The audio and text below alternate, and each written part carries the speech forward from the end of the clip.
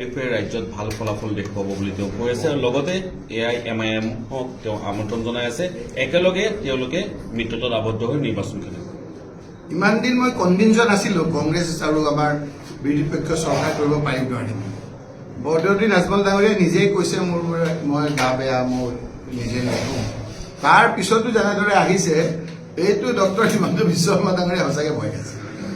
নহ'লে এনেকে ইমান আহিব নোৱাৰা মানুহটোক মই বেয়া কথা নকওঁ কাৰণে আৰু তেওঁক জোৰকে লৈ আনি এনেদৰে বিপদত পেলাব নালাগিছিল।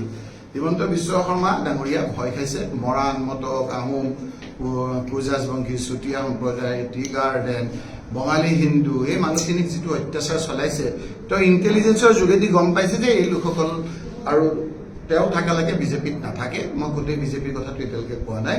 গতিকে এইবাৰ বদৰৰ দিনত আমাক আকৌ লাগিবই। গতিকে শেষ আপোনাৰ চেষ্টা হিচাপে বদৰুদ্দিন নাজমল ডাঙৰীয়াক মাতি আনিছে। মই আপোনাৰ আজি নহয় মই বহুদিনৰ আগত কৈছো যে এই সংক্ৰান্তত OAC ডাঙৰীয়াৰ লগতো আপোনাৰ কথা বতৰা হৈছে। তেওঁৰ আৱিৰ্ভাৱ ইয়াত হ'ব।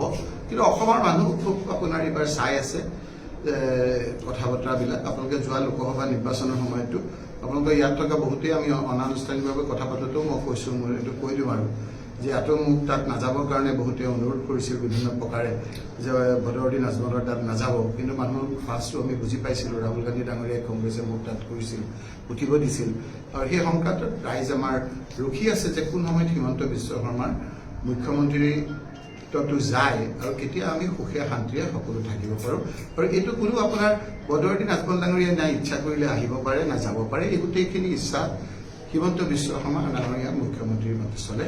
গতিকে তেওঁৰ কুচকাৱাজত এইবাৰ ধৰা পৰিছে যে তেওঁৰ এইবাৰ অৱস্থা অলপ বেয়া আছে। বিহাৰ দেখা পোৱা গৈছে AIMে যথেষ্ট ভাল ফলাফল দেখুৱাইছে তুলনামূলকভাৱে আপোনালোকৰ প্ৰায় সমানে আসন লাভ কৰিছে। গতিকে অসমতো তাৰ প্ৰভাৱ কেনেধৰণে পৰিব বুলি আপোনালোকে ভাবে? মই নাভাবোঁ অসমৰ মানুহৰ আজি OAC ডাঙৰীয়া অসমত অহা নাই নাহে কেতিয়াও নাহে। হিমন্ত বিশ্ব শৰ্মাৰ লগত কথা পাতি যদি আহে আহিব। যেতিয়াই জানিব তেওঁৰ হেলিকপ্টাৰ লৈ আহিছে